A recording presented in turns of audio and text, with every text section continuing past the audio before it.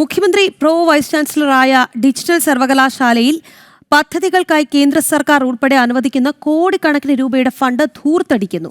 VC doctor Ciza Thomas ചുമതല ഏറ്റെടുത്തതോടുകൂടിയാണ് സാമ്പത്തിക ക്രമക്കേടുകൾ സംബന്ധിച്ച വിവരങ്ങൾ പുറത്തായത്.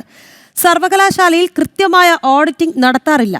അടിയന്തരമായി ഓഡിറ്റിംഗിന് വിധേയമാകണമെന്ന് VC റിപ്പോർട്ട് നൽകിയതിന് പിന്നാലെ ഗവർണറും വിഷയത്തിൽ ഇടപെട്ടു.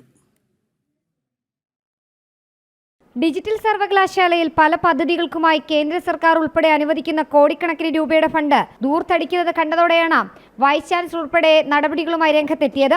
പദ്ധതി നടപ്പിൽ പങ്കാളിയായ സ്വകാര്യ കമ്പനിക്ക് പണം നൽകുന്നതുമായി ബന്ധപ്പെട്ട പ്രശ്നങ്ങളാണ് ഇപ്പോൾ ഗവർണർക്ക് മുന്നിൽ എത്തിയത്. വൻകിട ഹോട്ടലുകളിൽ നിന്ന് ദിവസവും കാപ്പി കുടിച്ചതിന്റെയും ബിരിയാണി കഴിച്ചതിന്റെയും ബില്ലുകൾ ഉൾപ്പെടുത്തിയാണ് ഡിജിറ്റൽ പ്രോജക്ടുകളുടെ പേരിൽ VCക്ക് സമർപ്പിച്ചിരിക്കുന്നത്. പ്രോജക്ട് എന്ന പേരിൽ എങ്ങനെയാണ് ഈ ബില്ലുകൾ പാസാക്കി വിടുന്നതെന്ന് അറിയാതെ പകച്ചുപോയെന്നാണ് അധികൃതർ വ്യക്തമാക്കുന്നത്.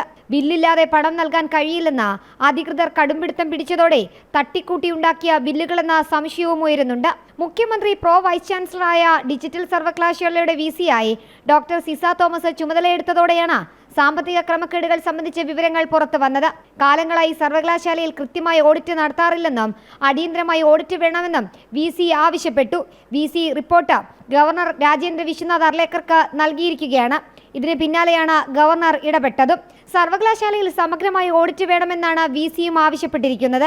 VCയുടെ റിപ്പോർട്ടിന്റെ അടിസ്ഥാനത്തിൽ ചാൻസലർ കൂടിയായ ഗവർണർ ക്രമക്കേടുകൾ സംബന്ധിച്ച് പോലീസ് അന്വേഷണത്തിന് DGPക്കും ഓഡിറ്റ് കൺട്രോളർ ആൻഡ് ഓഡിറ്റർ ജനറലിനും നിർദ്ദേശവും നൽകി. ജനം, തിരുവനന്തപുരം.